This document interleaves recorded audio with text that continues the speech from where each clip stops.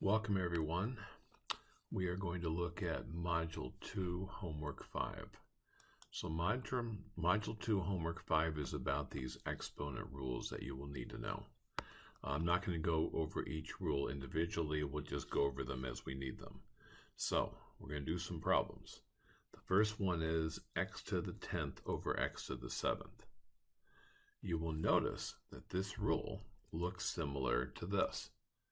This is saying you have something raised to a power on top of a fraction. You have the same exact thing, but it's raised to a different power on the bottom. And it says the answer is what you get by subtracting the two powers in the order top power minus bottom power. So this is equal to the exact same thing we have on both of them, where the power comes from the top power minus the bottom power, and the order of that matters, and so the answer is x to the 8th. Another way to look at that is this. X to the 10th over x to the 2nd is x times x times x times x times x times x times x times x times x times one more x, that's 10 x's, over 2 x's. And when you cancel out the 2 x's, what are you left with? 8 x's. That is why the answer is what it is, but we don't want to have to write that out every time, so we learn the rule. Okay, the next one we've got, number 2, is this. So the first thing we'll do is multiply all the numbers together. We get 2 times 5 times 8, and that is 80. Then we have the x's. We have x to the 3rd times x to the 4th times x to the w. Now, if you look at this rule right here, that tells you how you multiply things together that have different powers. And the rule says you add up the powers. So this is equal to x to the 3 plus 4 plus w, and that's equal to x to the 7 plus w, or w plus 7. But don't forget, we also had 80 multiplied by that in the beginning. So the final answer is 80 x to the w plus 7. Okay, this one here, there are various rules I can use, but I'm going to use the following rule. I'm going to use rule number 10, which says if you have a fraction raised to a negative power, you can flip the fraction upside down and change the power to a positive. So that's what I'm going to do. I have a fraction raised to a negative power, so I will flip the fraction upside down, so it now becomes r over k, and then it's raised to the positive power. But I can do more. Let me go back. I'm going to use this rule that says if you have a fraction all raised to a single power, you can put the power on each part individually. So I'll pop the power onto each part individually, which gives me r to the 3rd over k to the 3rd, and that is my answer. Okay, the next one. I'm going to use this rule over here, but you've got to be careful. This is a very important point I'm about to make. An exponent only applies to the thing it touches. So, this rule says if you have in the numerator a negative power, you can put it in the denominator as a positive. It also says if you have the denominator in the denominator as a negative power, you can put it into the numerator as a positive. So you can move it to the other part of the fraction and change the sign when you have a power. So, I'm going to move this. That's going to be going the bottom as b to the 3rd. I'm going to move this. It's going to go in the top as w to the 4th. Now what happens to the 5 and the 7?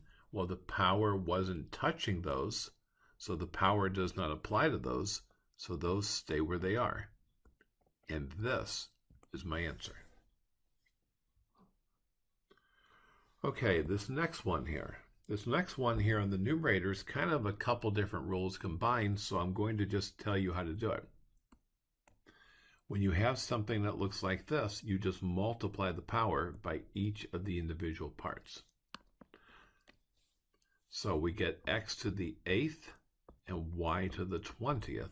The denominator is x to the 3rd, y to the 9th, but we're still not done, because now we can go back and use the first rule we did today, which says when you have something like that, you can subtract powers, so that gives me x to the 5th, and you can subtract powers, that gives me y to the 11th.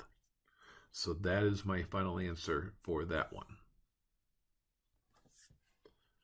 Okay, this one here, there's a couple ways to start, but I guess I'll start this way.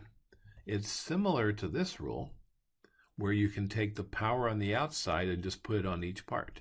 So that becomes x to the 5th. And on the bottom, we have the y to the 3rd, and we're also raising that to the 5th. The numerator stays x to the 5th. The denominator, we're going to use the following rule. Let me go backwards. We're going to use the rule that says what happens if you have something raised to a power and you further raise it to a power, and the rule is to multiply the powers. So I need to multiply the powers in the denominator, and 3 times 5 is going to give me 15, and that is the answer. Okay, number 7. Give me 1 second before I do number 7.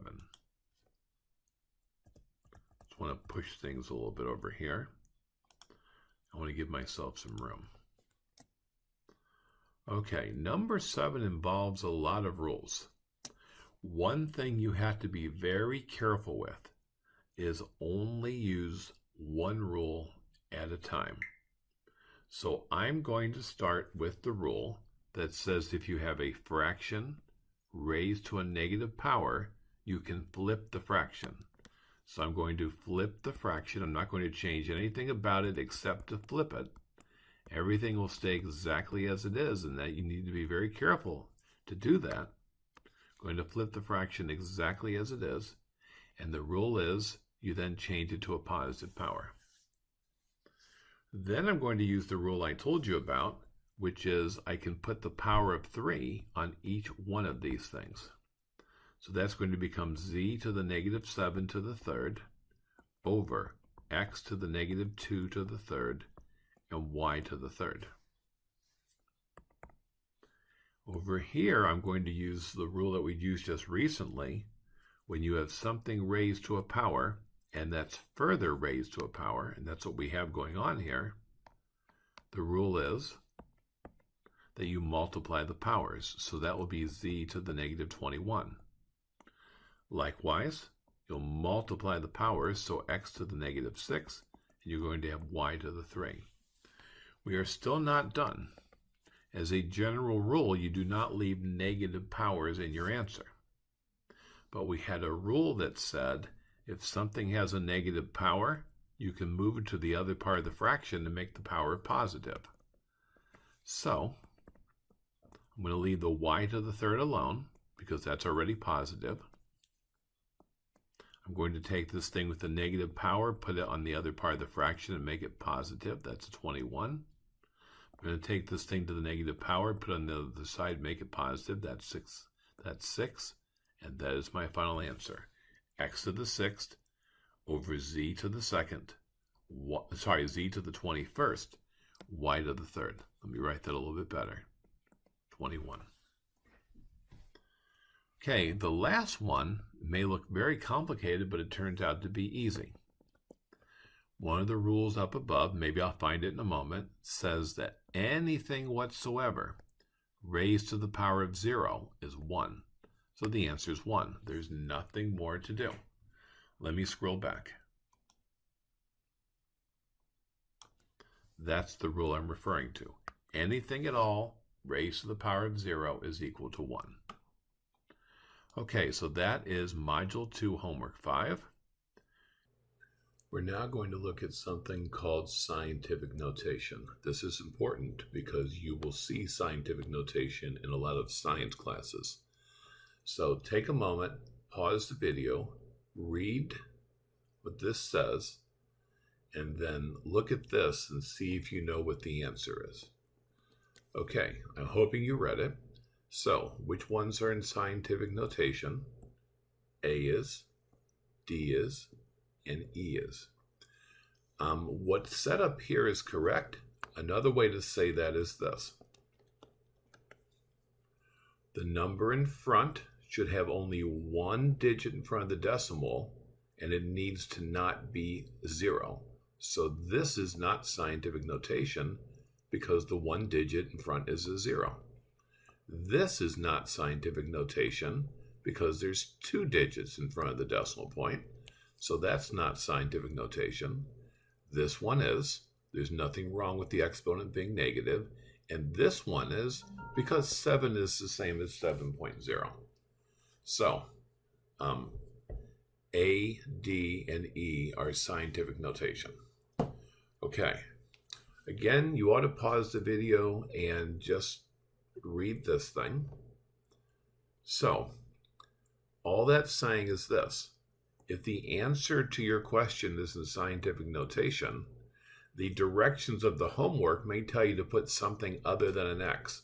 Will they ask you to put a star? I don't know. It depends on what they choose to do. But they might ask for that, so be sure you read carefully how they want you to enter it. Just for the record, though, when you're doing scientific notation in the real world, not in the homework, you should put an X between those things, like is there. Okay, we're going to look at how to take scientific notation and put it back into standard notation. Standard notation just means the way you would normally see a number, not the scientific notation way. So one way to do that is to just take your calculator or do it by hand and multiply these together. That just means 6.4 times 1, 2, 3, 4, 5, 6, 7, 8. 6.4 times a 1 with 8 zeros behind it. And if you do the math on that, you will get 6, 4, and then 7 zeros after that. No trick. It's just if you do the multiplication, that's what you're going to get. The other way is the following. If you are multiplying, if your scientific notation has a positive exponent on it, then the trick is take the decimal point and move it that many places to the right.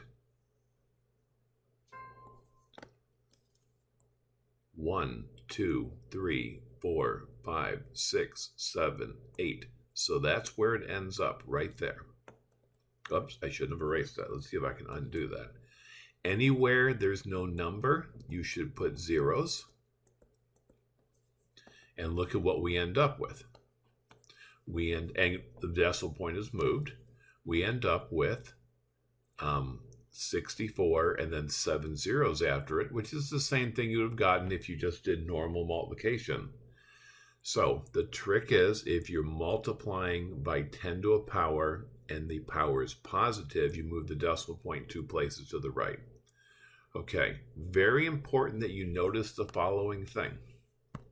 We have a positive exponent and we have a large, and this thing is equal to a large number. Those go together. In scientific notation, if the exponent's positive, then the thing you actually have is a large number. We'll come back to that. Okay, so how do you rewrite this? I'm just going to show you the trick for that. To do 3.27 times 10 to the negative fifth. As you might have guessed, when the power was positive, we moved to the right. So when the power is negative, we move to the left. So to do that, we take the 3.27, we find the decimal point, we go 5 places to the left, 1 place, 2 places, 3 places, 4 places, 5 places to the left. That's where we'll end up. Put zeros in all those empty spots. And the answer to this is 0.000327. Notice when the exponent is negative, we end up with a small number. So In scientific notation, if the exponent's positive, that means you have a large number. And if the exponent's negative, that means it's equal to a small number. Okay, let's move on to the next thing. This is what I just mentioned to you. Take a moment, pause the video, and answer that question. So the answer you should have gotten was this. It will be a big number when you have a positive exponent in scientific notation, and it will be a small number when you have a negative exponent in scientific notation. If you remember that, then you won't make a certain common mistake. Okay, everything it says here is correct, but I'm basically going to look at this another way. But you can follow those directions if you want. We're going to rewrite this in scientific notation. So 42,800 is like, for instance, having 42,800.0. And the only reason I put the 0 there is just because that's normally after a decimal point you see a digit. My point is the decimal point is right there. So I'm going to turn this into scientific notation. I'm going to move the decimal point 1, 2, 3, 4 places to the left. Why 4 places? Because remember, I need to end up with only one digit in front of the decimal. Exactly 1. So the answer to this is 4.28 times 10 to a power. I moved the decimal point 4 places to the left. So the question is, will the answer be 4.28 times 10 to the 4 or 4.28 times 10 to the negative 4? I recommend you pause the video, give that some thought, start up again, and see if you're right. Okay, here is the way that I think is best for you to think about this. Since the number we have here is a large number, that means the exponent must have been positive, the thing we talked about a moment ago. That's why it's not that. If you think of it that way, you will not get the answer wrong. Okay, let's do this one. This is a small number. Since it's a small number, I know I'm going to end up with a negative exponent. When you move the decimal point, you're going to eventually get it between the 2 and the 9 because you want one digit. So let me write this number, 0.002915. We're going to move it 1, 2, 3 places to get it there. That means we'll have 10 to the negative 3, and the decimal that goes in front is 2.915, and that is how you would write it in scientific notation. Again, the fact that it's a small number immediately tells me I'm going to have a negative exponent. Okay, we only have 2 more things to do here. We're going to do this computation. So how do we multiply all this? Well, we can do 3 times 2.1 times 10 to the 15th power times 10 to the negative 4. Now 3 times 2.1, we just do the multiplication, that is 6.3. And these guys here, they follow a rule from earlier. They follow the rule that says if you have something to a power multiplied by the same thing to another power, that's what when you have that, then you add the powers together. So this is going to become 10 to the 15 plus negative 4. This will become 10 to the 11th power. That is the answer to that one. And now let's do the last problem. So we have 25 times 10 to the negative 8 over 5 times 10 to the 3rd. Well, there's a couple ways to start this. I guess I'm going to start it this way. I want to think of that as 25 over 5 times 10 to the negative 8 over 10 to the 3rd. Kind of as 2 separate problems. 25 divided by 5, you all know, is 5. And here I have something to a power over that same thing to another power. And the rule is you subtract the powers. you do the top power minus the bottom power in that order. So, times 10, and the power we're going to get is -8 minus 3. And -8 minus 3 is -11. Again, the -11 came from the top power of -8 minus the bottom power of 3. That gave us -11. So that is the answer to that one. And that, I think, is the end. Yes, that is the end of this recording.